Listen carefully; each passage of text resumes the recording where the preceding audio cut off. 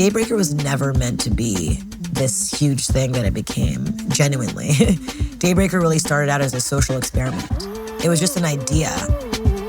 Would people be willing to connect in the morning when their energy was the most full, without alcohol, without drugs? And it took off. Yeah.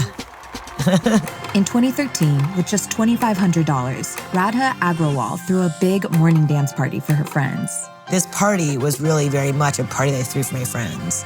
And they were like, let's do it again, let's do it again, let's do it again. And I was like, all right, great, let's do it again. And with that, Radha launched Daybreaker, a global wellness movement that uses yoga, dance, and the pursuit of joy to inspire a more meaningful lifestyle.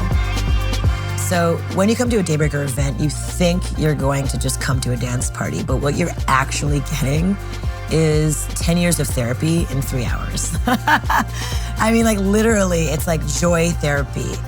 You just started your dream business. How much profit would you need to pay your basic living expenses, like rent and ramen? This is a show on the economics of entrepreneurship and founders turning their dreams into reality. This is Ramen Profitable.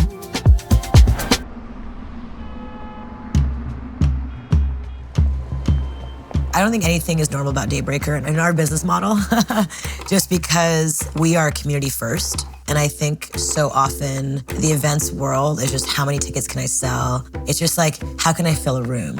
Daybreaker events can seem like just a yoga-infused dance party at 6 a.m, but there's science backing the power of joy. So when I think of designing experiences, I think about it through the lens of your brain. The 4 primary chemicals in your brain that drive your positive emotions are dopamine, oxytocin, serotonin, and endorphins. Radha aims to target those through music, physical activity, and a sense of community.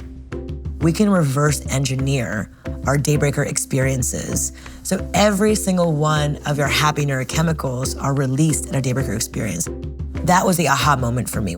By creating experiences that are focused on bringing people joy, they quickly grew from a handful of friends to a community of 500,000 people across 30 cities around the world.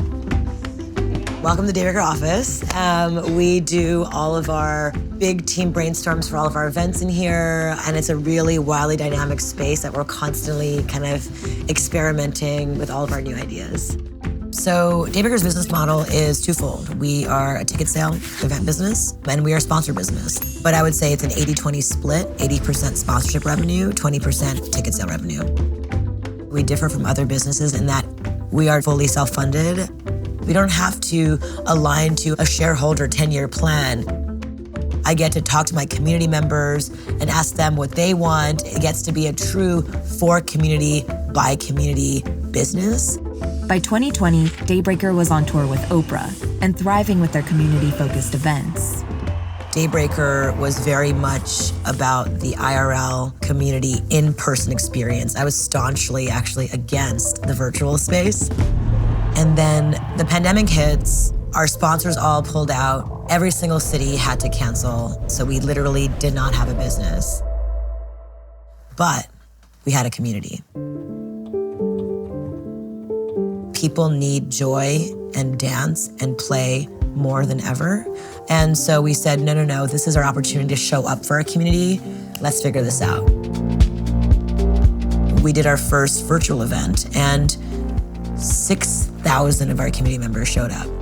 And I'll never forget the glitches out. People couldn't hear us. It was like a tech nightmare. But everyone was like, thanks for trying.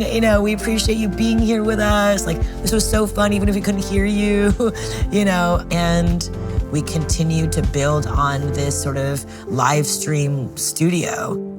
They eventually gained back their sponsors through these virtual events.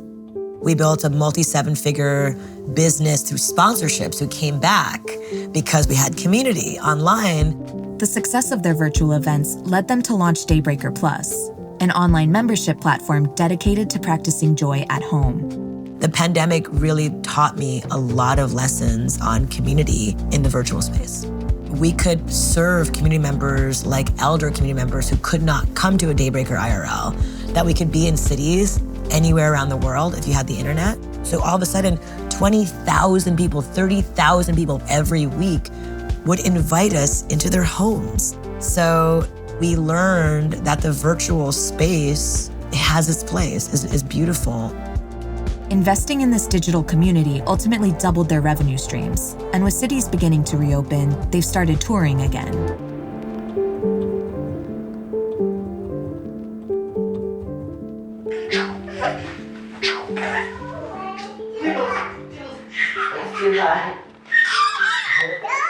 Ramen, let's go.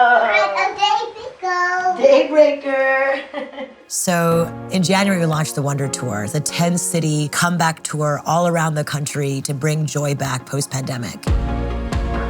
For me, when I've had so many different obstacles that I've had to move through, I've kept telling myself, Radha, don't give up. We have to keep doing this. We have to keep bringing this joy to New York City. When the pandemic happened, it gave us an opportunity to sink back in, to lean on our community. And what I realized is that I can't help it. It's just in my blood. It's in my DNA. I'm an entrepreneur through and through. You can knock me down, but I'm gonna get back up. Now that Daybreaker is back to in-person events, Radha is looking towards the next challenge, continuing to evolve and grow their community, both virtually and in person. I think one of the most exciting insights that I learned over the years was not to just be driven by the data, but how can we be driven by human insights? How can we merge together these worlds to create a much more thoughtful decision for how to move your business forward? It's the community piece that not only scales your business, but it's the community piece that also gives you life and gives you wings and makes you happy as the entrepreneur. Thank you for continuing to invest in the arts, to be in the dance with all of us. This is what it's all about. So thank you so much.